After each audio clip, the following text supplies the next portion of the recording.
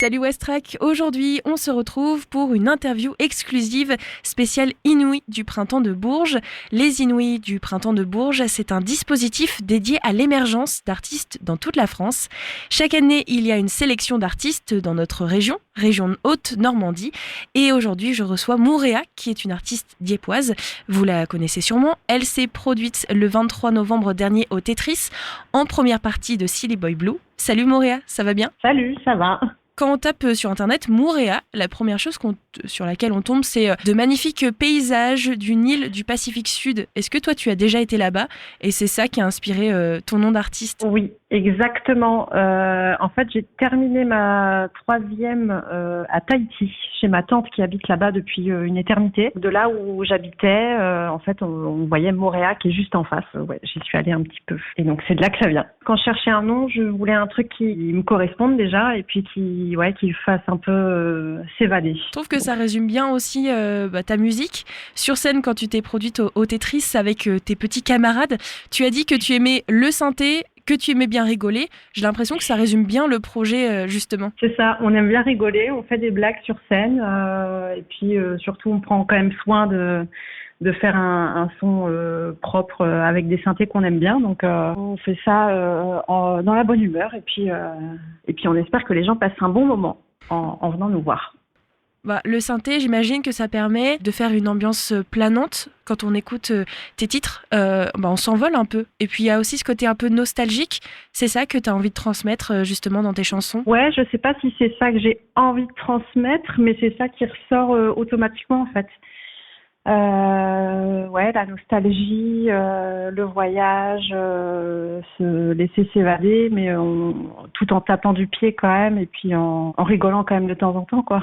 Et pourquoi tu écris du coup ? T'as commencé jeune ? J'ai commencé très très jeune. Je pense que j'ai écrit mes premières chansons. Alors je sais pas ce que ça vaut. Je les ai perdues de toute façon, mais je devais avoir 8 ans quand j'écrivais mes premières chansons. Puis après, j'ai commencé à vraiment écrire des chansons. Alors c'était en anglais quand j'avais 14-15 ans. En rentrant de Tahiti, en fait, justement, j'avais 14-15 ans et puis j'ai commencé à apprendre la guitare sèche avec mon frère qui était professeur de guitare déjà à l'époque.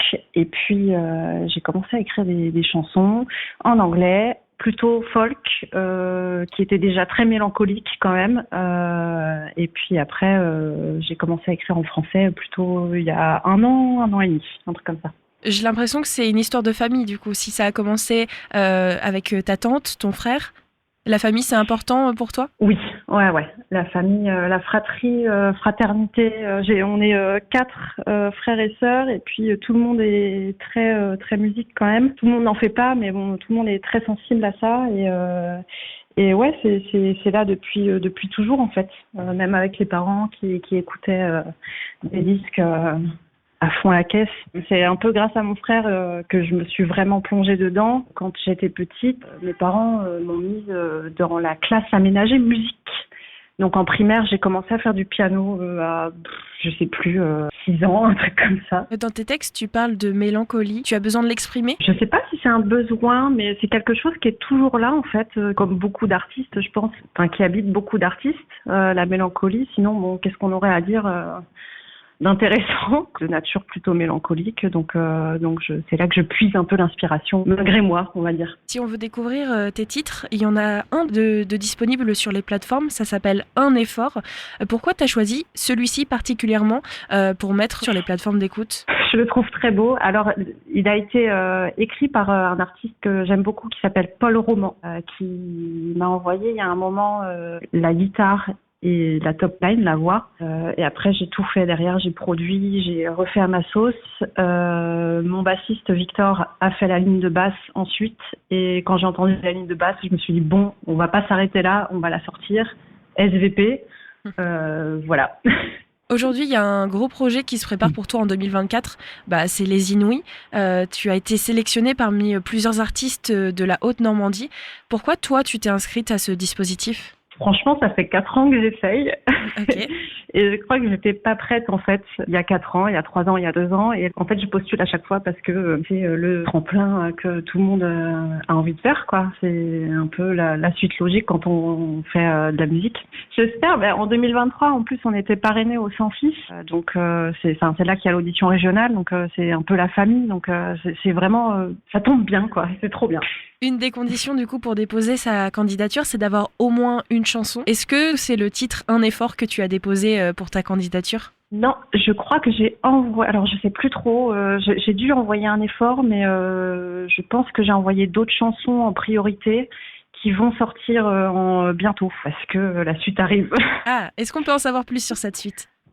Oui, bien sûr. Il y a un titre qui va sortir fin janvier, voire mi-février, qui est en cours de mix. Et puis un autre qui va sortir d'ici fin février, mi-mars, pour annoncer la sortie d'un EP, 6 titres, qui sortira donc au plus tard en avril 2024. Il y a une chanson qui s'appelle Réalité qui sera dedans, et je trouve que ça résume plutôt bien l'ensemble des chansons aussi, donc je pense qu'il s'appellera Réalité. Enfin, on est en train de mixer les morceaux, et puis voilà. Mais c'est vrai que je dis c'est sûr à 99% qui s'appellera Réalité.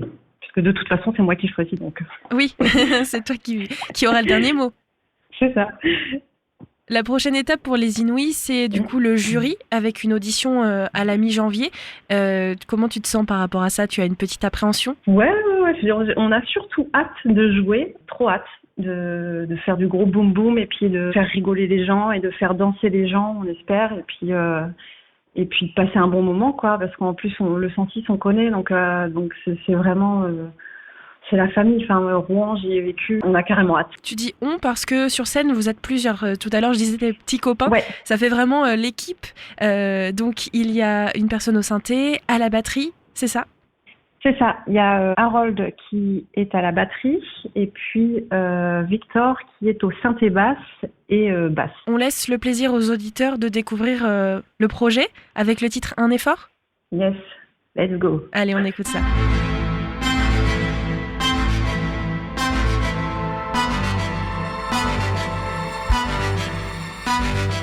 Comme un effort, j'ai peine à retenir tout ce qui vaut de l'or, je le laisse courir. Comme un effort,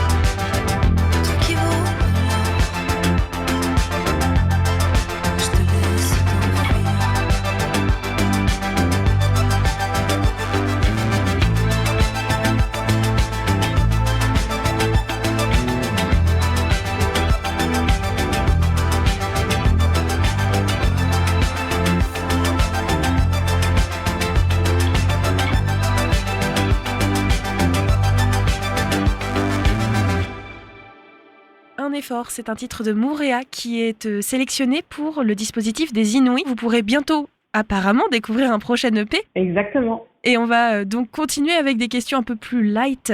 D'abord, est-ce que tu as un titre un peu péché mignon que tu écoutes sous la douche ou dans la voiture? Tu sais, le titre un peu où t'as honte. T'es en voiture, quelqu'un monte avec toi et tu te dis « Oh mince ». Ah là là, j'en ai plein. Okay. J'en ai plein. J'ai même une playlist sur Spotify qui s'appelle Don't Judge Me. Attends, je vais regarder ce qu'il y a dedans parce que là, comme ça, c'est impossible à sortir. De manière générale, j'aime tout ce qui est très très pop, mais j'ai un peu honte de le dire. Enfin, tout ce qui est Dua Lipa, alors que c'est trop bien, hein, mais c'est pas les trucs de niche un peu guindés, donc. Oui, je comprends. J'ai vu la dernière fois un t-shirt où c'était marqué « C'est pas parce que tu n'aimes pas la pop que ça fait de toi quelqu'un de meilleur ». Je trouve que c'est incroyable. Il faut arrêter de juger la pop. La pop, c'est trop bien. J'ai des chansons de Shakira, bien sûr. Okay. J'ai Ariana Grande, alors que je sais pas pourquoi j'ai honte, alors que pas du tout. C'est trop bien. Enrique Iglesias, Heartbeat avec Nicole Scherzinger. Ok, je comprends. Voilà, celle-là, elle est bien hardcore quand même. Et ça, tu l'écoutes plutôt dans la voiture ou sous la douche ou clairement c'est n'importe quand? N'importe quand, vraiment. Voilà, quand je prends le métro, je vais écouter ça et je suis bien. Et la playlist sur Spotify, elle est en privé ou public? Parce que moi, je veux bien l'écouter. Ah mince. En vrai, elle est en privé, mais je pourrais la mettre en public parce qu'il n'y a pas de honte à avoir honte. Il faut arrêter d'avoir honte. Et du coup, c'était quoi ton tout premier concert quand tu es allé voir un artiste ou une artiste sur scène la première fois? Je pense que ça doit être Henri Dess. Ok. Quand j'avais 4 ans avec ma mère. L'été à Dieppe, ils organisaient des concerts vachement bien sur les pelouses de la plage. Des concerts gratuits, donc ça devait être... je crois qu'il y avait Danny Briand. Je me rappelle avoir vu Billy Crawford. Ok. Voilà. C'est quand j'étais gamine, quoi. Le premier vrai concert pour lequel j'ai payé ma place, je ne pourrais pas me rappeler du tout. Est-ce que tu te rappelles le moment où tu t'es dit... Je veux faire de la musique mon job, quoi. Je veux que ce soit ma vie. Ouais. Ça, c'est venu plutôt au fur et à mesure. C'est plutôt une évidence depuis toujours de me dire que je pourrais pas me conforter à faire autre chose, à faire que autre chose, parce que bon, j'ai quand même un métier à côté pour payer mon loyer. Bien sûr. Pour l'instant, je me rappelle du jour où je me suis dit je veux faire de la musique pour me professionnaliser et je veux faire de la pop électronique et aller sur scène et montrer ce que je fais. Je me rappelle exactement du moment où c'est arrivé. Tu avais quel âge? J'avais 21 ans, je pense. Je grattais un peu sur la guitare, quoi. Je faisais des concerts avec mon frère quand je faisais de la folk avant, mais ça restait très très familial. J'étais en train de regarder un live de Disclosure d'une chanson qui s'appelle F for You. Et il y avait des gars qui étaient là en train de toucher à des machines. Et je me suis dit, mais moi, je suis une meuf, je vais le faire aussi.